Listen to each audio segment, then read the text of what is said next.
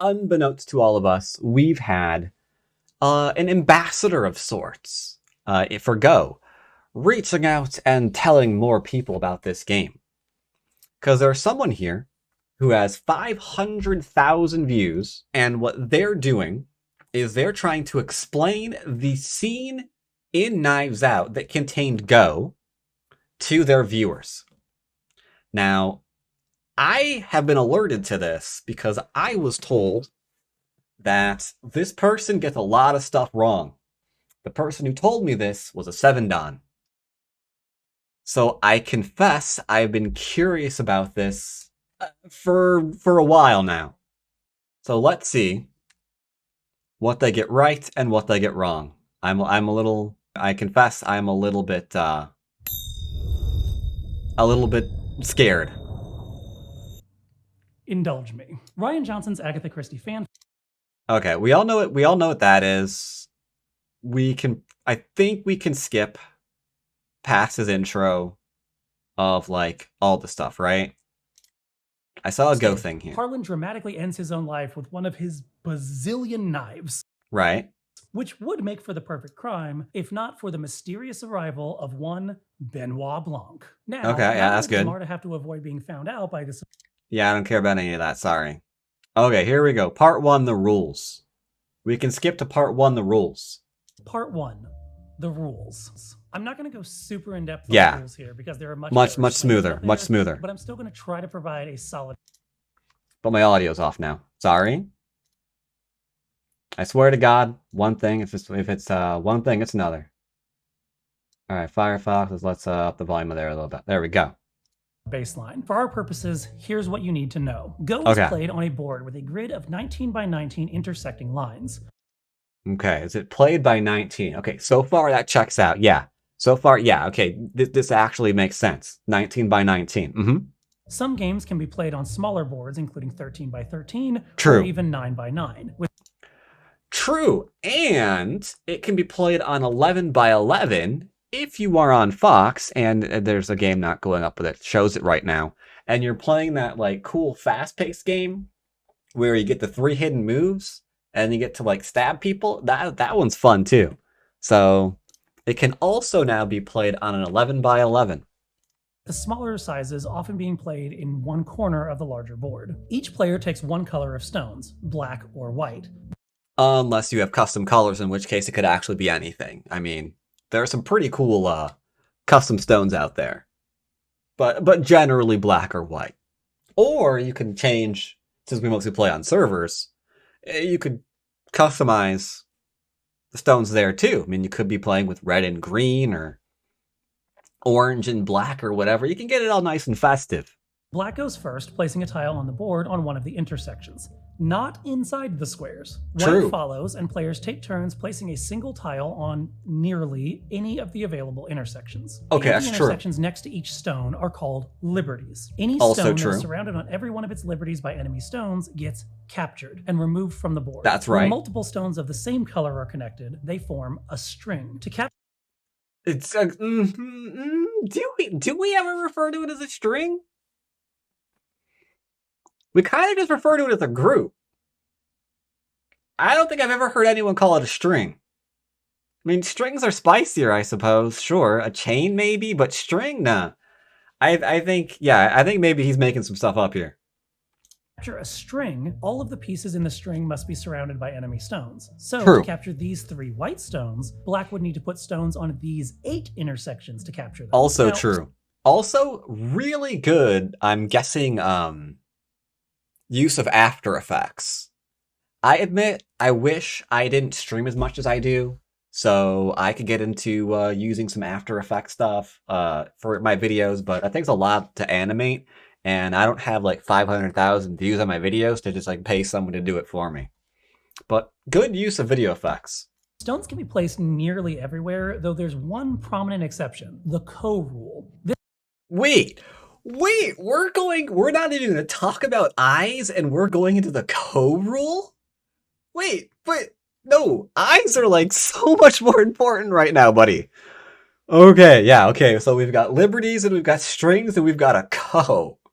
All right, carry on.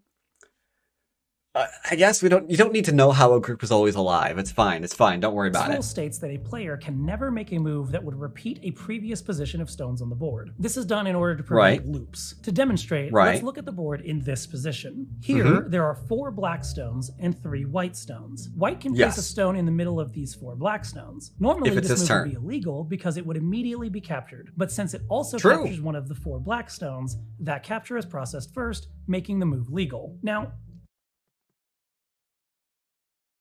okay, I really want to see his fingernails right now. Did he, like, pay someone else to record? That's not him, right? No, there's no way that's him. Who did he get to do the stone placement?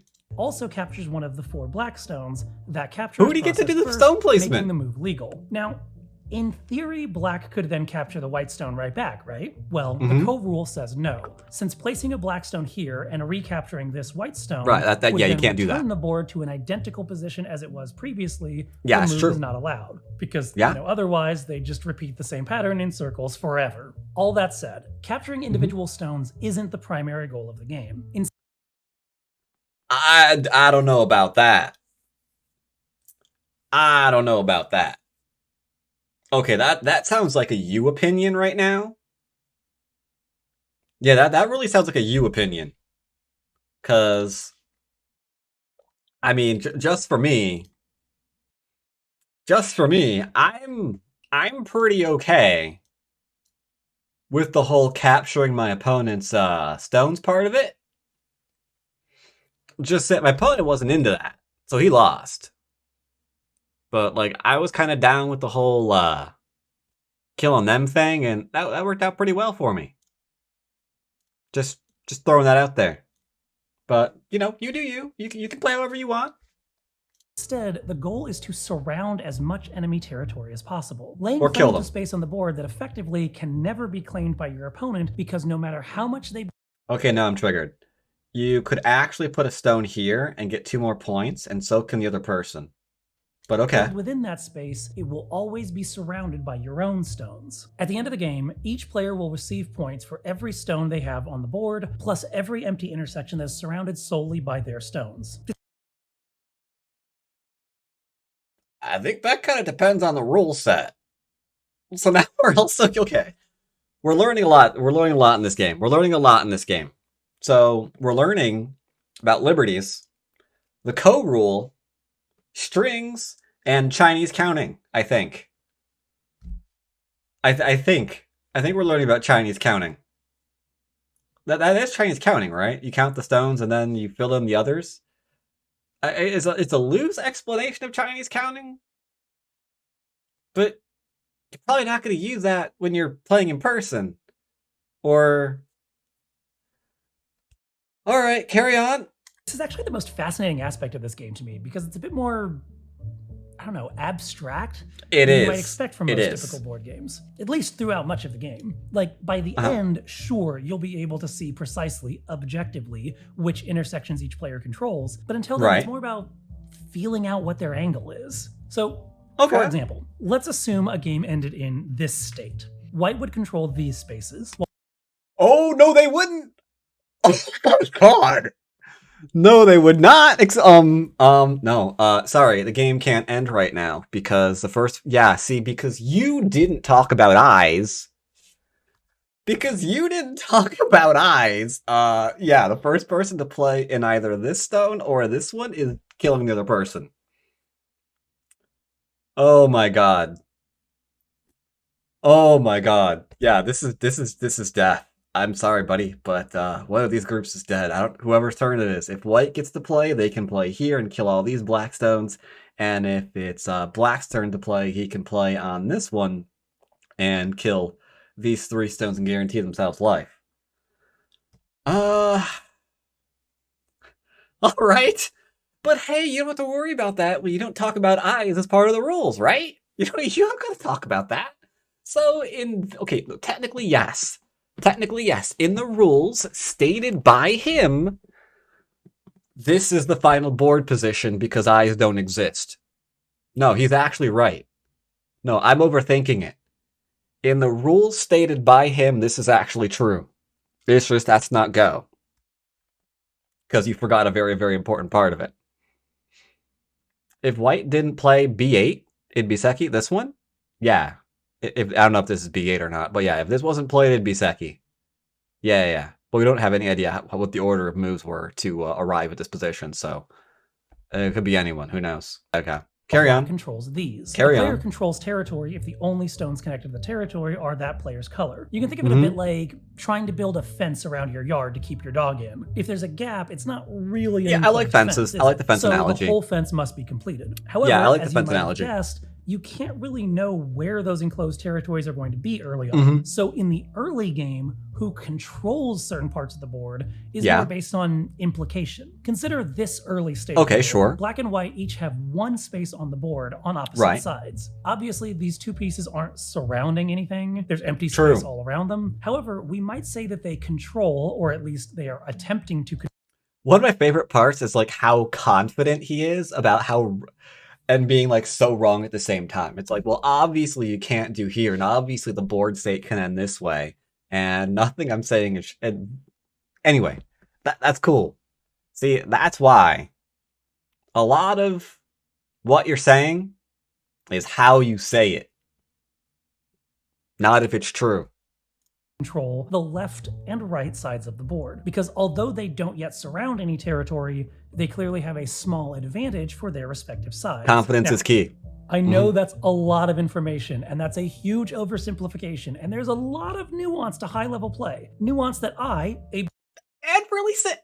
there's a lot more to really basic play. How did you not talk about eyes? If you're not gonna talk about eyes, why did you show eyes into your final board position for counting? Big dummy that sucks at playing most of the games I talk about can't actually comment on. Which is why I missed that. Reached out to professional Go player Ryan Lee with the New York. Did he throw up? See, this is him watching the first take of the video. Yeah, this was Ryan's. This was Ryan's reaction to the games I talk about. Can't actually see the first take of the video. Professional Go player Ryan. Yeah, that right there. The New York Institute of Go to talk about. It's like I didn't talk about eyes. The game and help get some insights into how this particular scene played out. And before we even get started, Ryan had some comforting advice. I think the main idea I'd like to communicate is that Go isn't really hard. I mean, after you learn the rules, you can start playing. The first step is to not feel scared that the board is really big. Yes, absolutely. The board is really large, a lot of places you can play, so you break it down to what you're trying to do. Like, what are you trying to do? I'm trying to win the game. Okay, how are you going to win the game? I need more points than my opponent. Okay, then you need to spread out and take the points. And then as long as you ask yourself, what am I supposed to be doing next? You can usually find out what to do next. Because you kind of trim down those options a lot. So sure. But okay, now that we have a sense of how the rules work, we can start taking a look at the game that we see on screen. Part 2. The setup. Oh, okay, the game opens with Harlan marching up the stairs to his study, while Marta is trying to wrangle him to take his meds and... Little bit of spoilers here if you haven't seen Knives Out, by the way. Good movie if you haven't. And finally, his youngest son, Walt, has been running Harlan's publishing company, but not the way Harlan would prefer. Walt keeps trying to push on my birthday. He insists they play their typical game of Go. Already, this is a meaningful character choice. Harlan has spent the entire day dwelling on his empire. As Ryan explained to me, this theme lends itself very well to Go. I think that's the part that is really interesting about Go, because Go is about building. You build your own empire from the ground up. On a macro... How many years ago did he get that take from Ryan out of curiosity? How many years ago was that take? It was, classically sure. Nowadays, though? I'm not sure it's about building right now. Pro level, Go is about expanding and defending territory and outwitting your opponent's power grabs, while on a micro level, it's about managing petty squabbles and minor disputes, which is exactly what Harlan has been doing all evening. Partially true. There we go. There we go. 2 9-down professionals. Not about building anything. It's about the petty squabbles over the initial points that your opponent tries to claim. It's like, you're trying to claim something? Not if I can say anything about it. I'm going to go after what you're trying to get, and I'm going to take it for myself. Not really about a whole lot of building these days, you know? So, traditionally, yeah, we build, and he's dead on traditionally. Dead on traditionally. Nowadays, it's about the pettiness. Yeah. In fact, if you want to take it even further, nowadays, most people don't even resign until the very end of the game. Out of extreme pettiness. We're kind of in the petty meta right now. Doesn't matter how far behind they are, how many stones you kill, they'll take that game all the way to counting and then resign at the last move. Just to be petty. With relative ease, mind. So, after a day of easily dealing with the trivial issues in his own family, he demands to play Marta, one of the few people who actually challenge him to a game of Go. As I mentioned, though I will admit, pointing that out in a video that you know is going to get hundreds of thousands of views is also something that you probably not want to actually say, because that's a bit of a downer. That's a bit of a downer. Yeah, you wouldn't want to actually say that in the video. You'd be like, yeah, it's about building. Earlier, you can play on smaller sections of the Go board, so this game will use only a portion of the full board. It appears that Marta and Harlan play in a 9x9 grid, starting from the corner between them. A 9x9 game is common for beginners, however, Marta and Harlan are not beginners. And as Ryan pointed out to me, the strategies for playing on a smaller board are much different than on a larger one. Yeah, 9x9 is mostly for like endgame practice for the most part at high level. Yeah, it's mostly endgame practice. Smaller boards are mostly involving local fights because the board is not that big. So as you play, you're quickly engaging with your opponent's pieces. But a full game of Go really involves first laying out the frameworks and developing the idea of whole board thinking, which... Or, if you don't want to think about the whole board, you could just be like, my opponent play her, so I go play her. That's the whole board that I thought. It's very hard, or not very applicable to smaller boards. In other words, where a large board would involve more long-term plotting and empire building, a smaller board means scrappier fights over petty territory, which is a great mirror for the bickering banter they've got going on. I'll whip your ass. Are you sure? Yeah. Yeah. How dare you? But it also counterpoints the long-term scheming that Harlan's had to do all day. As we'll learn later, he's not only dealt with Richard, Joni, and Walt specifically, but he's also written the entire family out of his will. He's taken back the territory of his publishing empire for himself, and he's thwarted them all easily. Jumping. Part 3, the game. With all of that out of the way, it's time to dive into the moves of the game. And I'm gonna warn you, they go by pretty quickly. Unlike some of the other games I've featured, this movie isn't really interested in the specific play-by-play, so we're gonna have to fill in some gaps. To start things off, Marta plays first using the Blackstones, and... Okay, Blackstones.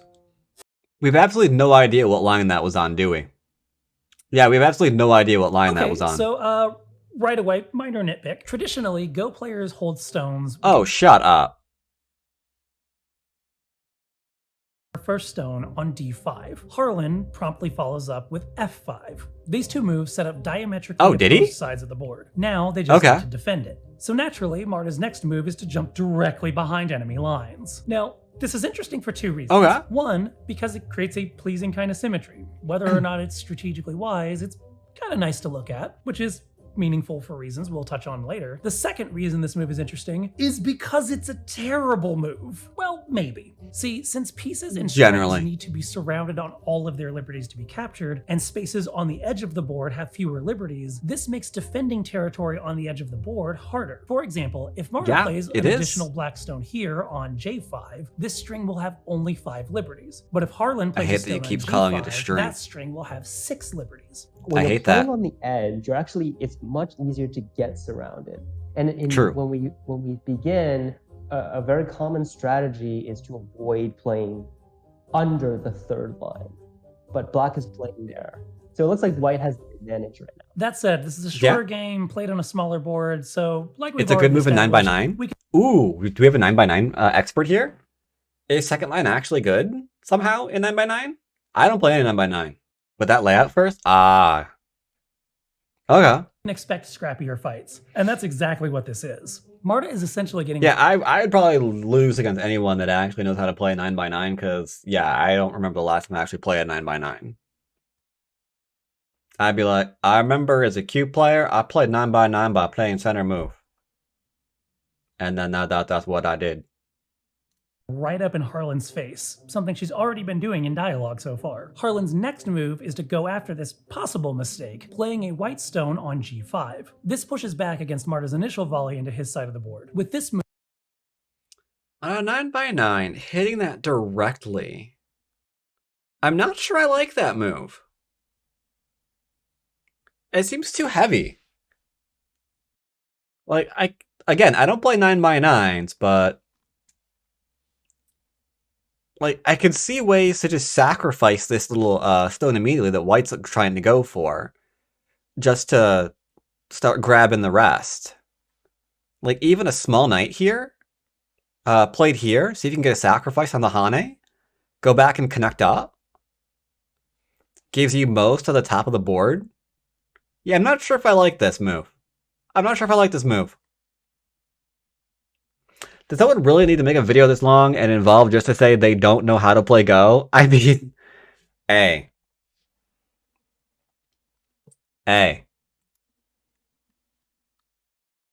At 600,000 views, I can't fault them. So, whatever works. Initial volley into his side of the board. With this move, he's threatening to force Marta against the edge. But Marta doesn't take the bait. Instead, her next move is to h4. This helps to protect the string she's already... No, then you did take the bait. If you're putting yourself on the low line like this, no, yeah, you're screwing yourself. At this point, White can just keep you low and then attack you with the newfound strength. How did this game go? That it also has 6 total liberties. 5 of those are still open, just like White's... Any question about liberties, bro? Nothing else, it helps to keep the stone on h5 alive for now. Then, Harlan plays his next move, a white stone to h6. And with this, we Black just essentially is committing suicide right now. Corner of the board. Next, we get a hyper close-up that Ryan Johnson very clearly shot in such a way to make it hard for me, specifically, to figure out where the pieces are. I mean, what do you mean? This is a line. Like, the camera angle's a little weird, and he played it... So one thing you have to remember about playing in person is you're, like, at an angle. So it's hard to play directly on top of an intersection, right? But you can kind of see that, like, this is a line here, this is a line here, and, okay, that's not right. I missed it again. And, like, that's the line there. And then there's a line, like, right here. So there you go. He's clearly on this one. It's just from, like, his diagonal perspective. He's kind of getting it wrong in relation to where the camera is. Very, very, very common in playing IRL. On this board.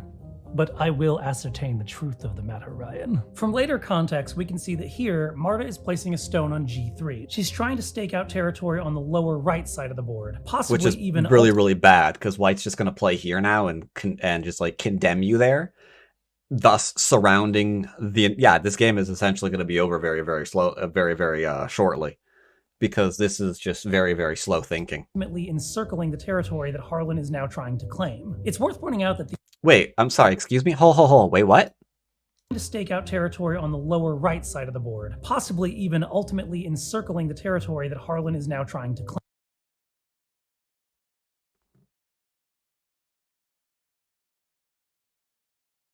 This move is going to encircle this entire group? You see, the problem is you didn't talk about eyes. So the minute White surrounds this group, this has to live locally with 2 eyes, or it's dead. The thing you kind of conveniently forgot to, like, mention during the how to play portion of the game, right? So once this lives and White gets forced to move on the outside, forcing White to Black to live. Like, just imagine for anyone who, hasn't seen Go before, imagine something as simple as we have maybe stones here, here, and here to go with the white moves. Right? That would make, according to this potential for white. And now, thanks to the new moves, we would have potential here for white as well. While black only has that area there. There is no way these stones are like going to be like doop doop doop doop doop and just like get a full surround over here and kill this. Not unless they are playing anything even close to being meaningful. Does white get Comey? We haven't learned about Comey, sorry. I can't tell you. We haven't learned about Comey. It's worth pointing out that these two moves are when Marta taunts Harlan by saying, "What is that?" Now, at this point, we get a minor time skip. The next That's you shot losing. The board, several more moves have passed, and we see the board in this state. It's not really possible to figure out exactly what order these moves happened in. Really? Several more moves have passed. Let me give that a These shot. Moves are when Marta taunts Harlan by saying, "What is that?" Now, at this point, we get a minor time skip. The next shot. Get your hand out of the way. Time skip. Got it. All right. So, all right. My brain's weird. 1, 2, 3, 4. Okay. 1, 2, 3, 4, 5, 6, 7, 8, 9. All right. So the line is here. Where is the 9th line here? This is the first line. 1, 2, 3, 4, 5, 6, 7, 8. The line's off the bloody screen. This is a Hummer. So we have here, he did attach, and then these moves don't make sense. They didn't attach. So after this move, 1, 2, 3, 4, 5, 6. 1, 2, 3, 4, 5, 6. There, diagonal. He didn't attack. He small knights. Okay, so he's small. No, that makes an elephant. He did it. Whatever. Attach, honey, and then back up and extend. But where did this move come? No, the move's already there. Yeah, okay. So after this one, he didn't attach because he's an idiot.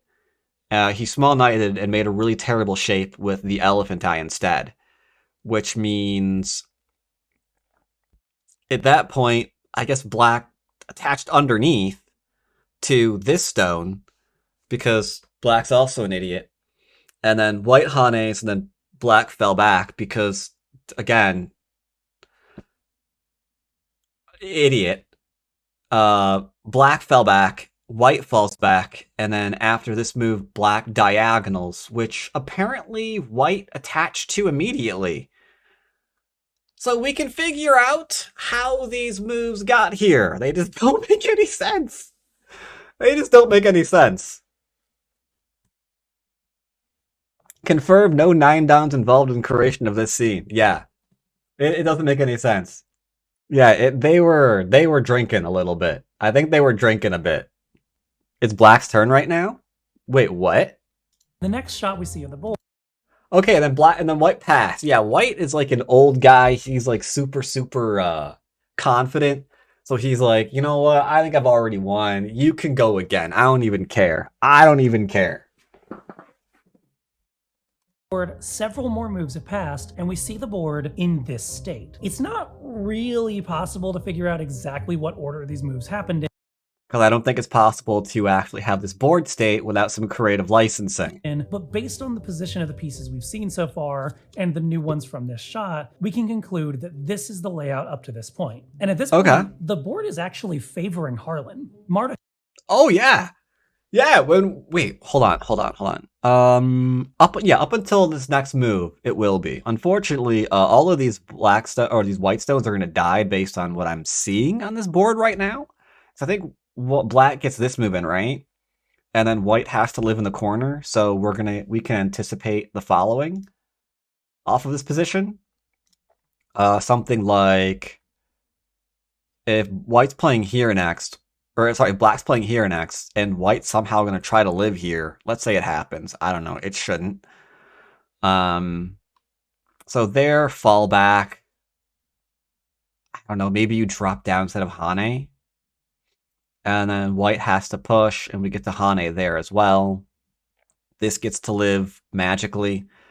But this whole outer wall is going to be ripping pepperoni. Because even as it stands on this board right now, both of these cuts flat out work to kill. And yeah. Has the lower right corner pretty much on lockdown, but it's a relative. Isn't it white's turn? 8 stones. Yeah, I'm pretty sure 1, 2, 3, 4, 5, 6, 7. 1, 2, 3, 4, 5, 6, 7, 8. Yeah. Like I said, you can't get this board without white passing. Relatively small area. Meanwhile, yeah, Harlan you can't get this board without white passing. Cutting through the lower right corner, with the bulk of the board on his side. If Harlan can keep a tight grip over the vast territory that he seems to control, then he can win. But well, then he shouldn't pass his freaking turn, should he? Oh, God. Marta only has a couple of stones on this side of Harlan's lines. The next move we see, she plays a third black stone here on... Which is terrible. That should actually be here to Hane, and I don't know, maybe try to kill your opponent that probably can't make 2 eyes in this little corner. But we didn't talk about eyes, so don't worry about that. E6. Now, a quick note, because there's an odd issue here, and I want to get it out of the way. Prior to this move, Marta has 8 stones on the board, and Harlan has 7. That makes sense. Marta went first, so anytime she makes a move, she'll have 1 more piece on the board until Harlan makes his next move. Noticed! But Marta is the next person to place a stone in this shot, giving her 9 pieces on the board to Harlan's 7. This isn't exactly impossible. Like, first off, players can obviously capture pieces, which would remove stones from the board, making the count uneven. Although, given the state of the board we see, it doesn't seem like there are any obvious spots where it didn't happen. Been captured so far. Like, that's impossible. I don't know. I could have missed something, but I don't see where it could have happened. Players can impossible also pass at any time, allowing the other player to go again. That one. I can't find any reason that Harlan would do that. Like, because they're just creating a scene for fun in a movie. That's why they did it, okay? That's why they did it. Or maybe the people who actually were creating the scene for this movie, maybe they have not a good grasp of the game, let's just say. And they forgot whose turn it was while they were creating the board. That's also possible. Barring some strategic need to do so, giving away your turn is just handing an advantage to your opponent. Yeah, you're not doing that. Next, Harlan plays a stone on D7 in reverse or something. Anyway, doesn't really matter that much. It's fine. Moving on. Like we said. See, the more important thing is the fact that this stone doesn't make any sense. This one doesn't make any sense either. That should be a Hane to destroy this corner. Right? That should be the Hane to destroy this corner, because if this is completely alive, this whole white group is toast. Here on E6, continuing to separate Harlan's main line from the center of the board. I don't remember how this game goes. Next, Harlan plays a stone on D7. I don't remember how this game goes. Maybe that was the point of the board they were trying to create. Harlan's got a bit of an advantage here. Right, where black is going to completely kill all of the outside stuff. I beat you at this game. To which Marta replies, because I'm not playing to beat you, I'm playing to build a beautiful pattern. This, as Ryan explained to me, is a crucial detail for illustrating the difference in how these two are playing. I think that's a really important comment. The relative positioning of your stones has a very strong impact on the efficiency of your stones. Right. A very important concept to learn about Go is how to make good shape, how to make your shapes flow naturally. In other words, while it's easy to get focused on capturing specific stones or fixating on the territory you want. Yeah, I have no idea. I don't know. I have no idea. Like, if they wanted to just grab like a 9x9 game, we could just go on to OGS and be like, all right, we need a 9x9 game for this. Hey, look, there's a 9x9 right there. Okay, now we could even invert the colors. You could even invert the colors to make sure that the person that you want to win the game corresponds to the color that won the game. So it's not really a problem, right? Hey, look at that. There's another one. Didn't have a consultant? Probably not. Probably not. It's crucial to pay attention to how your lines are flowing. Do they have room to grow, to connect, to reinforce each other? It's not just a matter of whether you're winning at building, but what you're... Again, man, 500, almost 600k people have seen this video.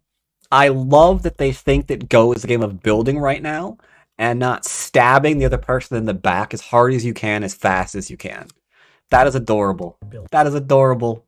Order most of these pieces were played in, and there is a possibility that there are more pieces we don't get to see in the bottom left corner. Oh, it jumps the last again? couple of shots of the board are cropped extremely tight, and I count about 5 more visible black. Okay, let's see. So this is the board state that we see from there, huh? So now we have 19. So she's just cheating. She's just cheating against some old man. Oh my god. Wait, actually, hold on. Hold on. 12 to 9, no, 13 to 19, right? So 13, 14, 15, 16. Okay, yeah, it still sucks. So there's at least 3 moves that don't exist.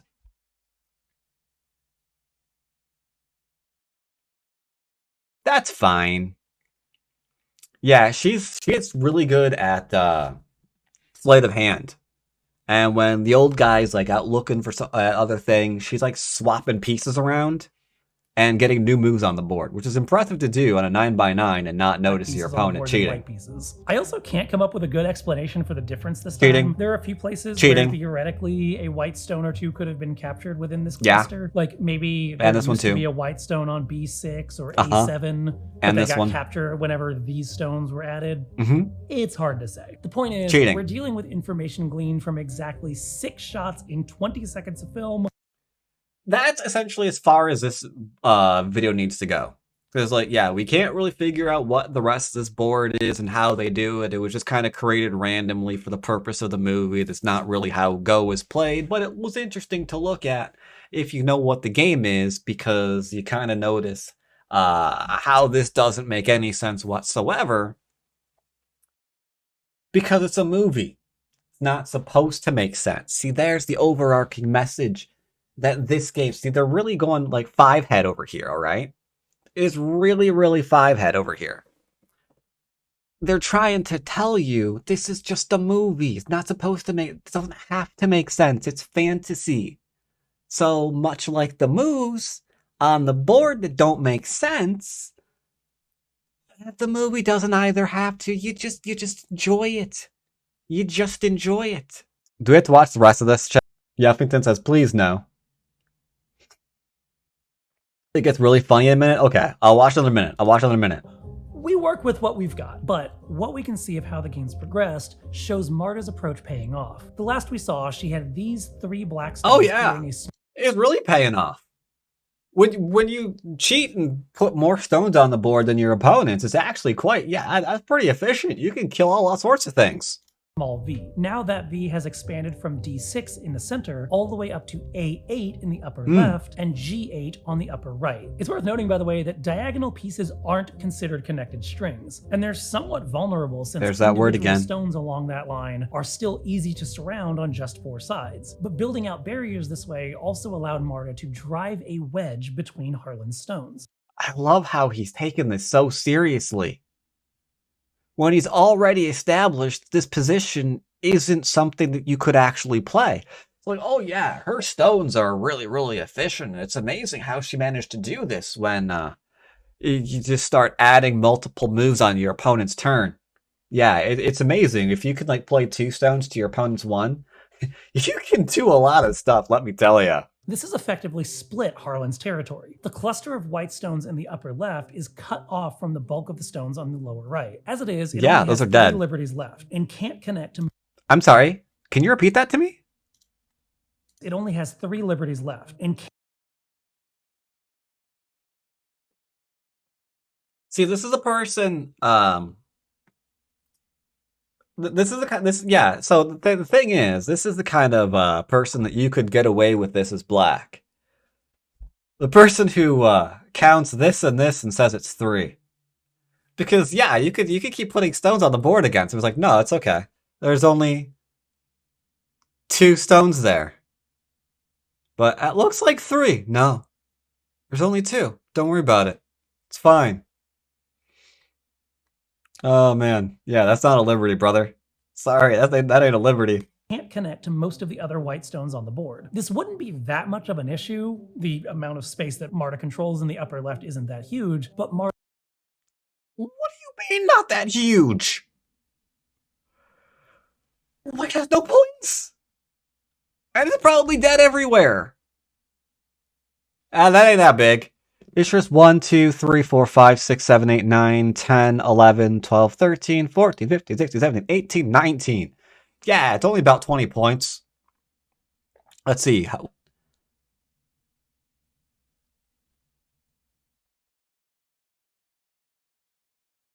None? I think none.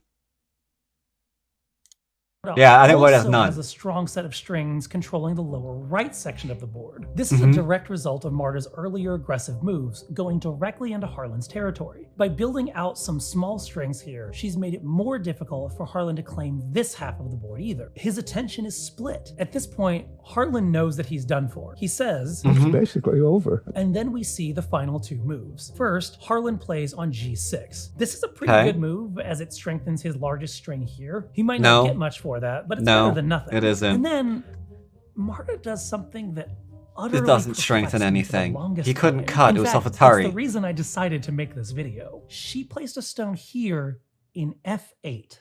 And I was confounded by this move. Placing a stone in a spot surrounded on all sides by your own stones, inside territory you already control, it makes no damn sense. Yeah.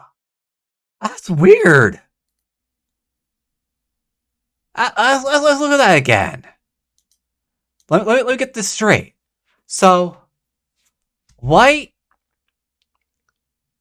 so let's wrap my brain around this. Okay, so white Atari's the 3 stones, threatening to take them in 1 move. Yeah. Like right there, and those 3 stones are gone. Why would black save those? Huh. Yeah, you should just give those stones up. Holy shit. Are you sure you talked to Ryan about this movie, about this board? Are you absolutely sure? Because I seem to remember he was in this video too. Maybe that's why he's always smiling. Maybe that's why Ryan's always smiling here. Yeah. He saw the first take of this video. I get it, Ryan. That was funny. That was funny too. You're right. Oh my god, you poor people. Alright, you convinced me this video is going on YouTube. You're right. This convinced me. 2 moves. First, Harlan plays on G6. This is a pretty good move. No, this is a move that doesn't make sense because black could never play there without playing the entire group in Atari and being captured next turn. This is a move that makes no sense. As it strengthens his largest string here. He might not get much for that, but it's better than nothing. And then Marta does something that utterly perplexed me for the longest time. In fact, it's the reason I decided to make this video. Oh my god. Here, yeah, this is why Go's not as popular. It's just... And I was confused. It's just too hard to understand. Placing a stone in a spot surrounded on all sides by your own stones, inside territory you already control, it makes no damn sense.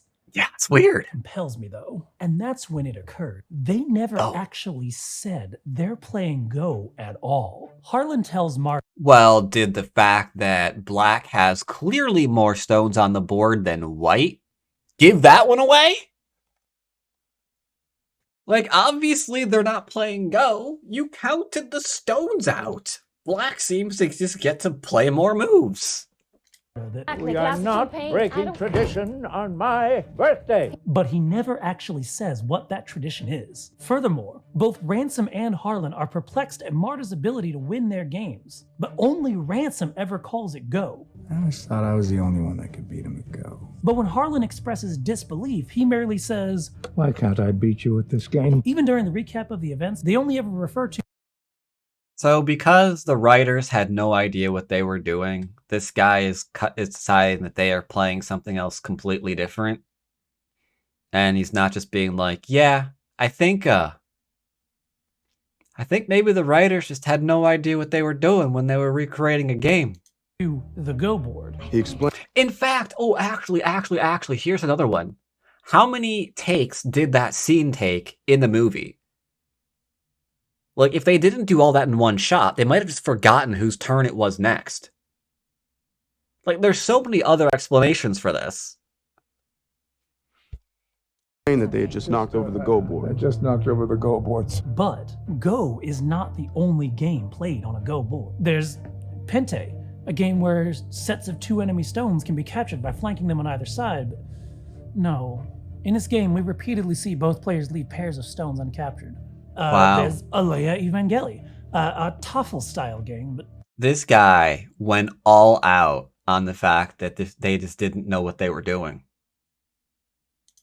No, that has a specific starting position. No, what we need is a game played on the intersections of a standard Go board, using standard Go pieces, and that can explain why Marta placed her piece inside this Go hole. A game. Oh, did you just say Go hole? This Go hole. A game. This Go hole. A game. Like Go. Yeah, you played in the Go Go hole. shares a lot of similarities with Go. It's played on a Go board. Black plays first, players can place their stones arbitrarily, but the goal of this game is a little different. In this game, the goal is to create an unbroken link of 5 straight pieces, not too dissimilar to, say, Connect 4. And through this lens, we can see every move come into focus. Marta's You can't. You still haven't explained the extra stones on the board. Oh my god! To put a stone behind enemy lines, she was blocking the path for Harlan to create a line of 5 stones. It inconvenienced her opponent while creating a pleasing symmetry. Later in the game, we see her utterly dominating the board, even though Harlan has an opportunity to win right in front of him. But instead, she places this stone, this baffling stone, directly into Jesus Christ, he keeps going on about the stone. Not to defeat Harlan, but to build a beautiful pattern. And this. Can I please stop watching this now? My brain is hurting. I have to do another minute? 1 more minute? Oh god. This explains everything in the film. No. It explains why Ransom was so surprised she could beat him at Go. It explains why Harlan had such a hard time beating her. He was so focused on empire building that he couldn't appreciate the simple joys of a simple game anymore. And apparently, and I mean nothing with nothing but respect, but you are so down the rabbit hole on the conspiracy of what this game actually is, you just don't know what a liberty is. It doesn't know what a liberty is. Yeah, you know what liberties are. Because he showed us earlier, right? The 2 liberties were really 3. So... is the way Marta defeats the Thromby family. In the end, how did you put it, Detective Blanc? She didn't play your game. She didn't play your game. Marta was able to defeat Harlan at Go because she wasn't playing Go at all. Isn't that right? She was. Ryan? I don't think she is playing a different game. Oh, okay, good. Finally. Oh. Can you please school him? Game. However, her strategy is much higher and much more elegant. So also wrong. Maybe I got a little carried away there. Started filling in some gaps with conjecture and speculation without really verifying everything I was saying. Kind of just hyped on the exciting drama of the moment and hoping I turn out to be right. Yeah, no. But, okay. So, to be clear, yes, they are actually playing Go. But this final move is still an elegant one. The last move we see play is on G6. This leaves a string of 3 black stones that have only 1 remaining liberty. Here on F. Black, this is just an ego move. It could never be taken away. This move is not an elegant one. F8. Now, it might seem like white can't play here because that space is surrounded on all sides by black stones, and indeed, if Harlan had tried to place a white stone here any sooner, it would have been an illegal move, because you can't place a stone inside a space where it will immediately be captured. But okay, now we're talking about eyes. After placing his white stone on g6, which still sucks. The best move that you can do right now is like do a tiger mouth on this one, because this tiger is like 1 second away from being completely murdered. So maybe tiger mouth here, except that you're gonna get 1, 2, 3, 4 points this game if you're lucky, and call it a day. That's about all you can do. This string of black stones becomes vulnerable. Or just resign, yeah. For whatever reason, black played somewhere else, white can play a stone here and capture the 3 black stones. In the order of operations for Go, capturing stones comes before deciding whether a move is illegal. Yeah, next time. Yeah, so I recommend what this fictional character should do next time they play is just don't pass 3 times. I think he'll have a much better chance of defeating his opponent if they don't get to move 3 times without him being able to respond to a move. I will say that a lot of what he said might have been intentionally misleading, just so he could have had that part in the middle where he went off on a tangent and, you know, went all conspiracy theory on what was really going on, because that might have made for a more entertaining narrative in the video.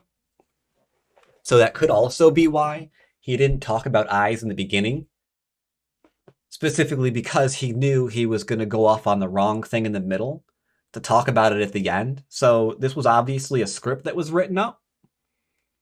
So it's hard to say. It's hard to say. But I do feel for people who might have a slight misunderstanding on how to play Go now, because the rules were kind of like broken out as they were. They might not have a really good understanding of how the game is played. But I guess it made for a more entertaining thing, so there's that, I guess. Either way, interesting video. Congratulations on all your views, good sir. I hope you really do understand how Go is played, and a lot of this was just for comedic effect. And if you decide to continue playing the game now that you understand how to play it, good luck in your next game.